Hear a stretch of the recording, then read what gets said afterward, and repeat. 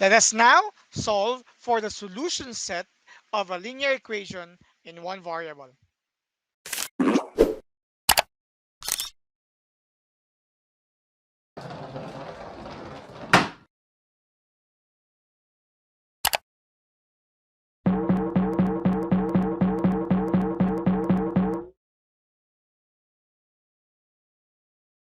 Solving linear equations in one variable is actually one of the highlights for the second grading.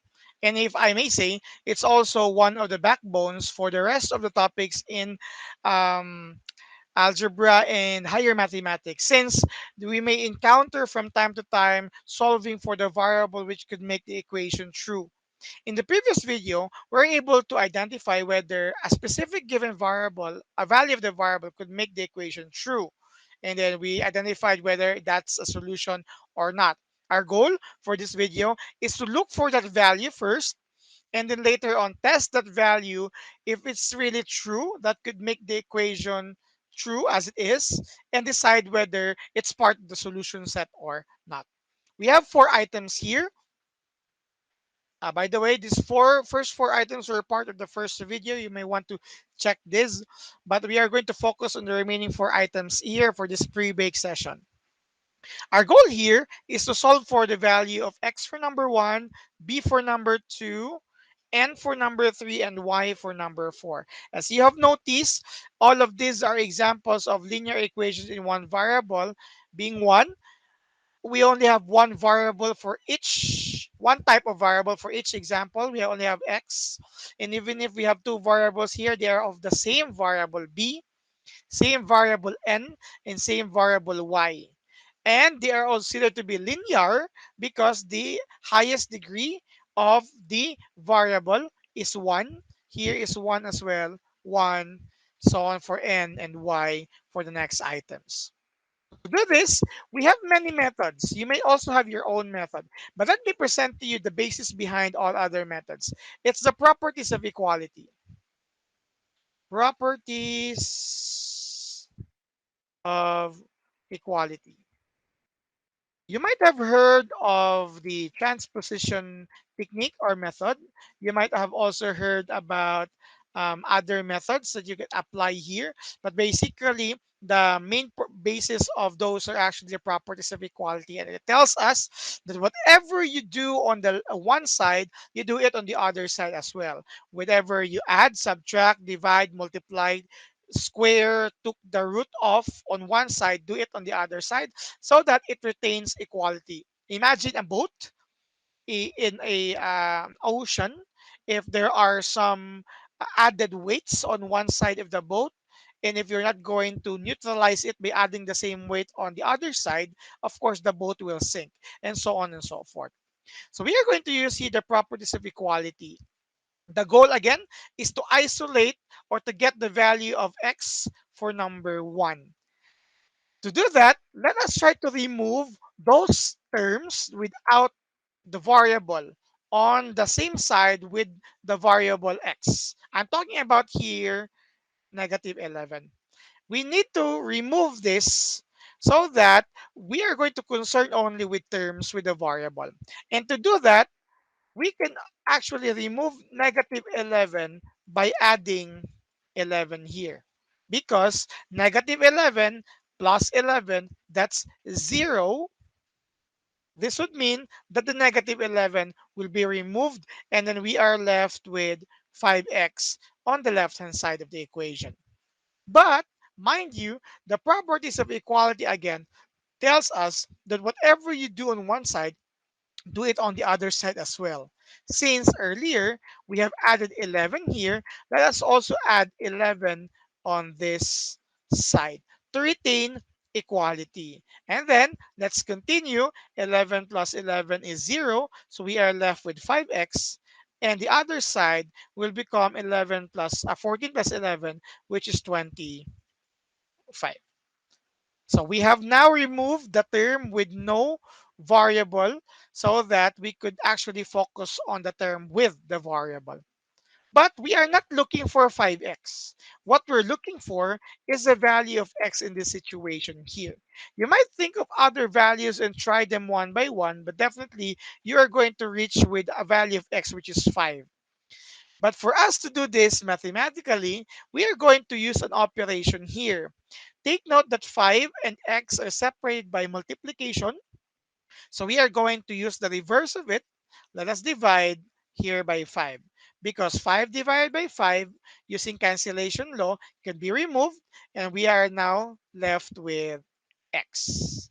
Properties of equality again tells us if you do that on the left hand side, do the same thing on the right hand side, and you will get 25 over 5, or again, the result for x, which is 5. You can be sure that that is part of your last step if you cannot see any other coefficients here aside from 1, nor other terms beside the variable.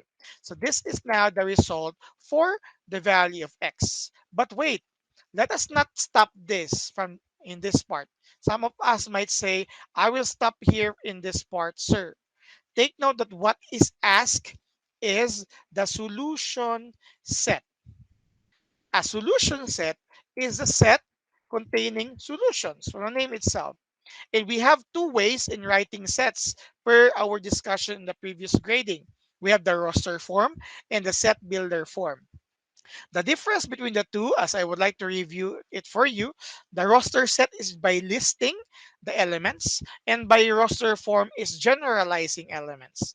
Now, between the two, it's easier for us to use the roster form since our value here is just we only have one possible value for x here, which is 5. And we can just simply list it. In short, we are going to come up with a solution set that should contain 5. This is our solution set.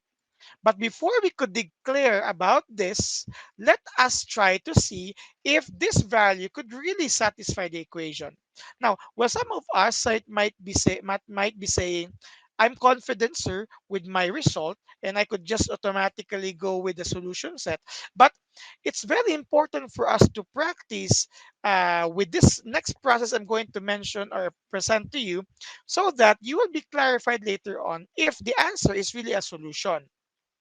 I'm telling you this in advance because all answers here might be solution automatically, but in future reference, there might be some answers which are non-solutions.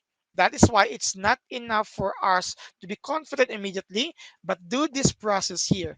This process is what we call as checking. Checking is basically substituting this value of x in the given equation. This is actually what we did in the previous video, where we substituted the values for y, m, x, and p to their respective equations and determine whether they are solutions or not. If we could come up with two sides of the equation that have the same value, then it's now safe for us to write this. But still, we cannot write it yet because we haven't done the checking. So let's use the checking. And I would like you to do this as part of your practice so that you would be uh, adding more assurance in your processes. So when we substitute it, do not use this, do not use any, but use the given equation. So you have 5 times x, which is 5 here, minus 1, minus 11 14. As we have mentioned in the previous video, even if it's too obvious, put question mark. And then 5 times 5 is 25, 11. And again, even if it's too obvious, put a question mark. The goal here is to make sure that both sides of the equation will have the same value. And then 25 minus 11 is 14. Here, we also have 14. Now that we have the same values for both sides, we can now assure that this is not just an answer. Again, this is not just an answer, but this is more importantly a solution. Let me repeat. After we are done with the checking, we are now assured that x equals 5 is not just an answer, but more importantly, a solution. After checking, this is the time that you can declare solution set and make a set in its roster form. Place only the remaining value, the result 5. Do not place any more x is equal to 5. Simply place the value of the variable, and that's 5. This is your solution set, specifically a unit set, since it contains one value only. So this should be the complete process in your future reference, because it's not enough for you to know or apply the properties of equality, but more importantly, you know how to decide whether it's part of the solution set or not. Let's proceed to number two. In number two here, noticeably, we have variables on both sides of the equations. So we are going to manipulate it also. But first, similar here, let's remove this item here. Definitely, the most common forms of equations is that in the left-hand side, we will see the variable, and the right-hand side, we will see the constants or the numbers. So in this case, we were going to remove this so that it will not be part of this side that should contain the variable.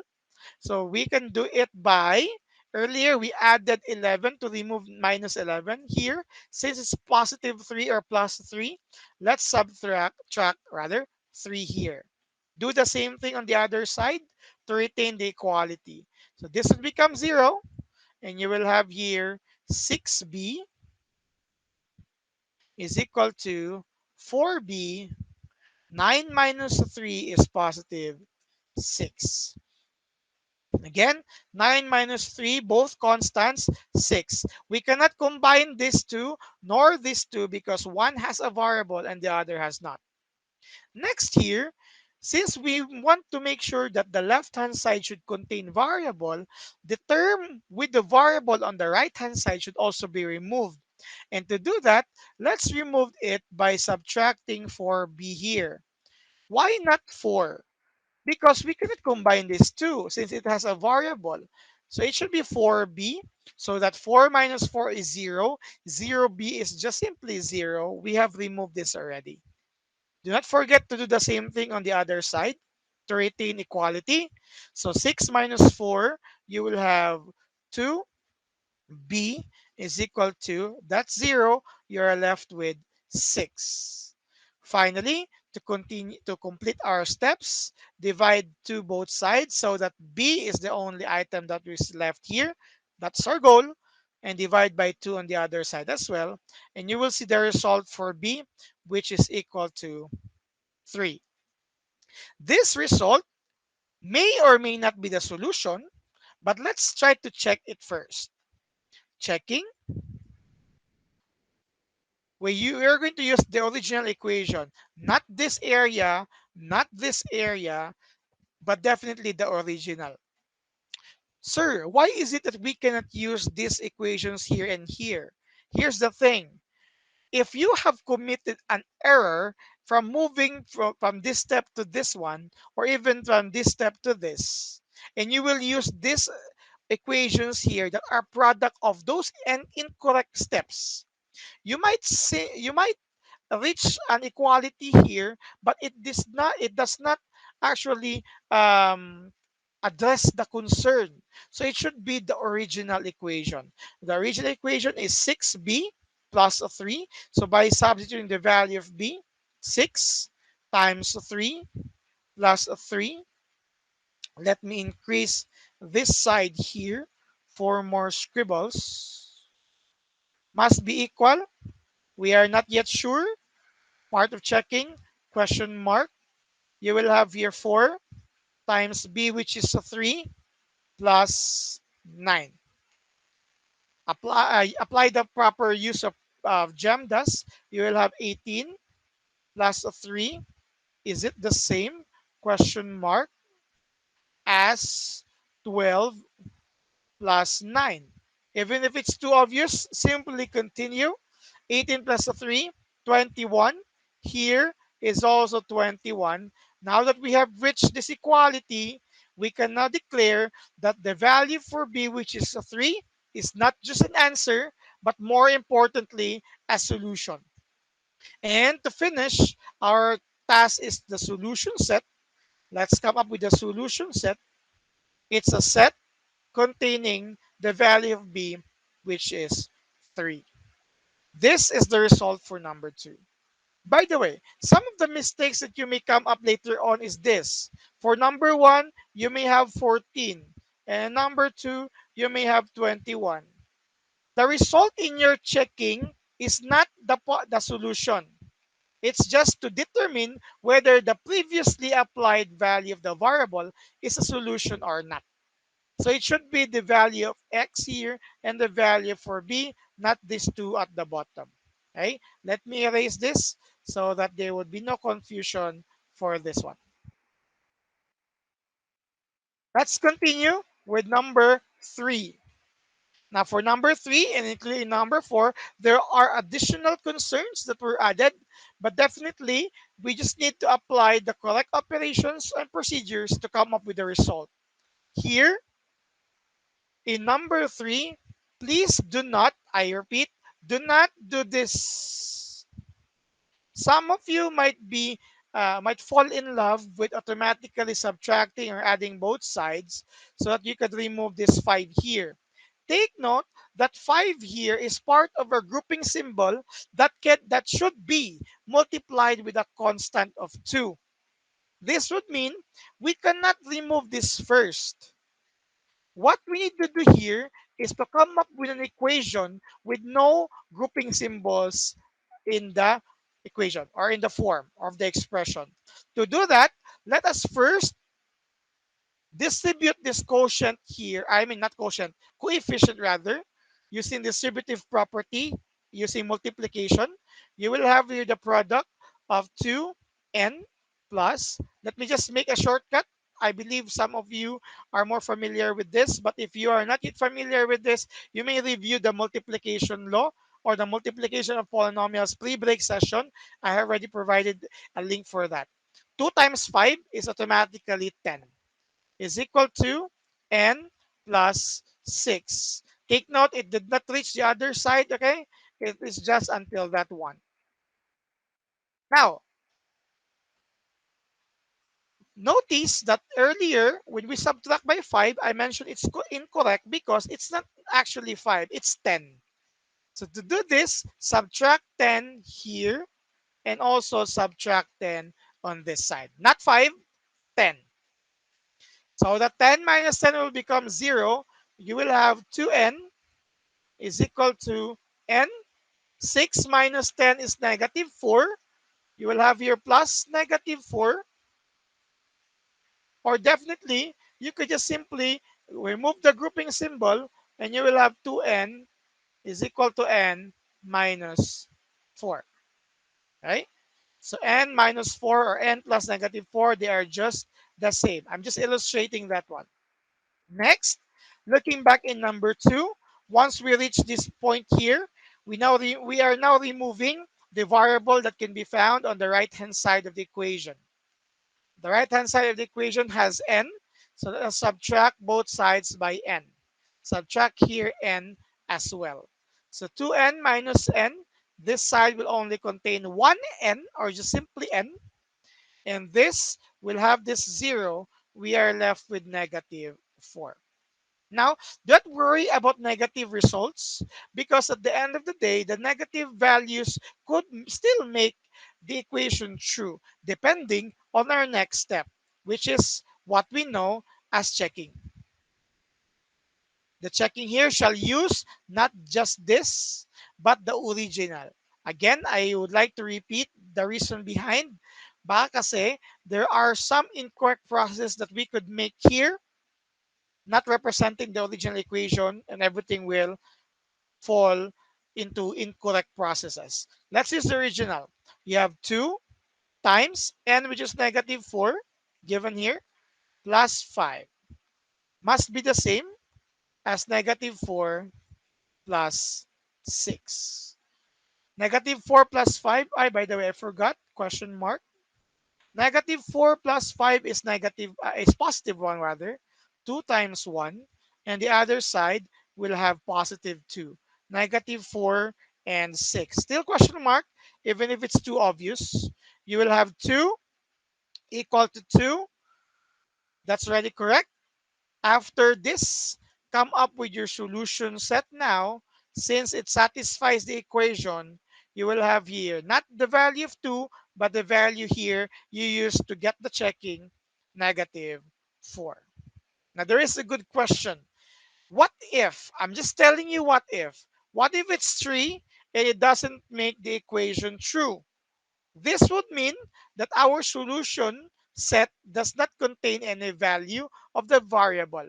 Since if we talk about solution set, it should contain solutions. And if in case it will look like this, it did not reach equality, our solution set should be an empty set. In short, it contains no elements, or you could use the null set. This is what will happen again if it will reach at this point. But let me just go back to the original. Since it did reach equality, we are going to use that value for our solution set.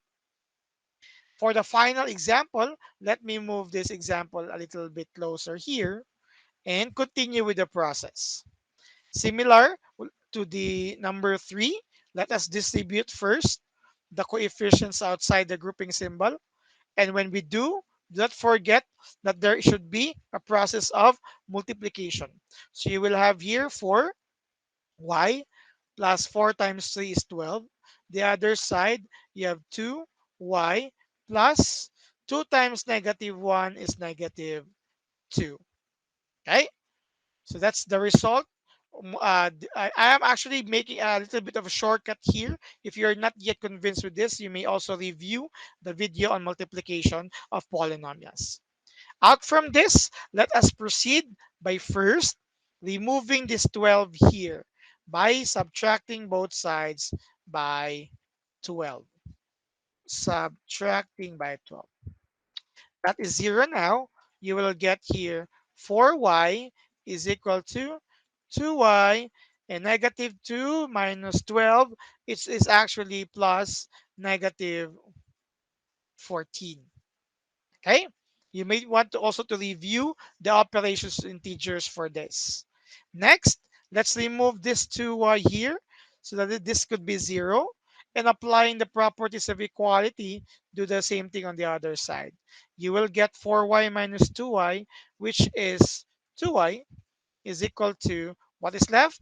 -14. Finally, let us divide both sides by 2 to remove that so that we can only have y here. But do not forget to also divide the right hand side by 2 to ensure equality. 14 divided by 2 is 7, or rather, -7. This should be the value of y. But before declaring that it's part of the solution set, we need to apply checking. By the way, in our future reference, checking is required to be part of uh, your processes, unless there are instructions not to include, or it's okay not to include. But if there are no instructions, automatically all processes should involve checking. And again, checking should use the original equation. For -7 plus 3 must be equal to 2 times -7 minus 1. Question mark at this point. So we have this result here, -7 plus 3. Right? So we have here 4. -7 plus 3 is -4. And the other side, you have 2. Please review on how does this work. This is actually -8.